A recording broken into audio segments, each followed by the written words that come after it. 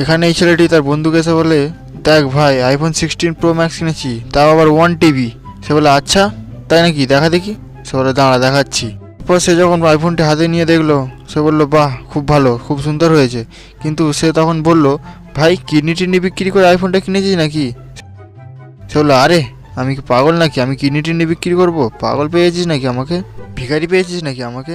এই বলে সে যখন চলে যেতে চাইলো, তারপরই ঘটে আসল ঘটনাটি, যেটা থেকে আপনিও চমকে যাবেন। কিন্তু সেটি দেখার আগে আপনিও যদি একটি স্কুলের ছাত্র হয়ে থাকেন, তাহলে ভিডিওটি লাইক করে চ্যানেলটি সাবস্ক্রাইব করে দিবেন। তারপর শেষে দেখা গেল সে কিডনি নয়, চোখ বিক্রি করে আইফোন কিনেছিল।